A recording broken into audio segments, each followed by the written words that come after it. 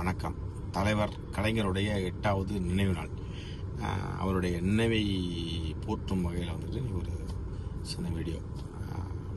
தலைவர் கலைஞர் அவர்கள் எப்போவுமே வந்துட்டு பெரியாருடைய தொண்டனாக இருந்தாலும் எப்போவுமே வந்துட்டு தலைவர் கலைஞர் மேலே வந்துட்டு ரொம்ப ஒரு ஃபைத்தாக இருக்கிற ஆள், ரொம்ப பட்டதாக இருக்கக்கூடிய ஆள்.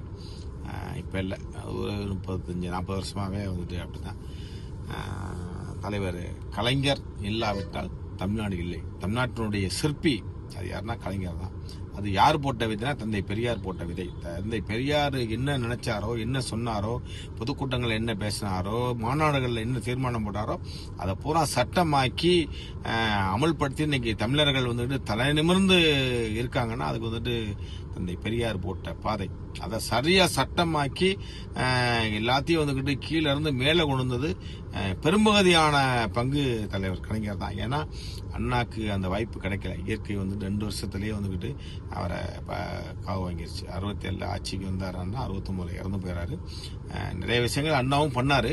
ஆனால் கூடுதலான கால அவகாசத்தை இயற்கை வந்துட்டு தலைவர் கலைஞருக்கு வழங்கியது. அதனால தான் வந்துக்கிட்டு பாப்பாங்க ஊரா கதறாங்க. இன்னைக்கு கலைஞர்னாவே ஏன் வந்துட்டு அப்படி பதறாங்கன்னா அவ்வளவு செஞ்சிருக்காரு. அதனால தான் வந்துட்டு பதறாங்க. ஒரு காலத்தில் வந்து பார்த்தீங்கன்னா கீழே இருந்து மேலே வரைக்கும் பாப்பாங்க தான் கோல வச்சுக்கிட்டு இருந்தாங்க. அதை பூரா எல்லா தடைக்கற்களையும் தூக்கி வீசிட்டு 10வது படித்தா தான் வேலை, டிகிரி முடிச்சா தான் வேலை அப்படின்லாம் மாற்றி 8வது படித்தாவே நம்மளால வேலைக்கு போட அப்படிங்கிறலாம் நிறையா விஷயங்களை வந்துட்டு தடைக்கற்களை பூரா உடச்சி எறிஞ்சார். நிறைய மிகப்பெரிய கல்லூரிகளை பூரா உருவாக்குனாரு. நிறையா தொழில் பூங்காக்களை உருவாக்குனாரு. இன்னைக்கு கம்ப்யூட்டர்லாம் இன்னைக்கு நம்ம குழந்தைகள்லாம் படிச்சுக்கிட்டு இருக்காங்கன்னா அது கலைஞர் போட்ட திட்டம். அவர் மண்டையிலேயே அவர் மண்டையில இருந்து வந்ததா எல்லாமே.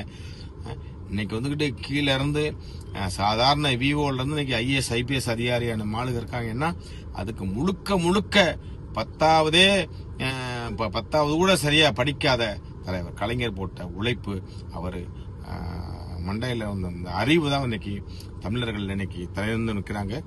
இந்தியாவிலேயே இன்னைக்கு வந்துட்டு உயர்ந்த மாநிலமா, எல்லாத்திலும் உயர்ந்த மாநிலமா உயர்த்தி காட்டியது தலைவர் கலைஞரும் அவருக்கு பின்னால் வந்த ஸ்டாலின் அவர்கள் தான். இன்னைக்கு அதனாலதான் வந்துகிட்டு RSS BJP வடநாட்டு கும்பலுக்கு கண்ணை உறுத்தி இந்த ஒரு நடிகரை கொண்டு உட்கார வச்சு இன்னைக்கு தமிழ்நாட்டை ஒட்டு மொத்தமா ஒழிச்சு கட்டுறதுக்கு எல்லா வேலையும் பார்த்துட்டாங்க.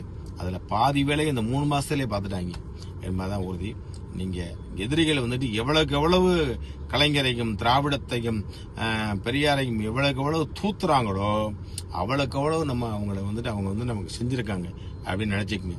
எந்த ஊழல் குற்றச்சாட்டையும் நிரூபிக்கப்படாத அகப்படாத கலைஞர் அவர்கள் வந்துட்டு சர்க்காரிய கமிஷன் ஊழல் பண்ணான்னு இன்னைக்கு வரைக்கும் பாப்பான் கால கழுவி குடிக்கிற அந்த நம்ம சூத்திர நாய்களுக்கு சொல்றேன், தலைவர் கலைஞர் இல்லாட்டினா அந்த தமிழ்நாடே இல்லை என்பதை அவர் கூர்ந்து அவருடைய 8வது நினைவு நாளில் நினைவுபடுத்துகிறேன். நன்றி, வணக்கம்.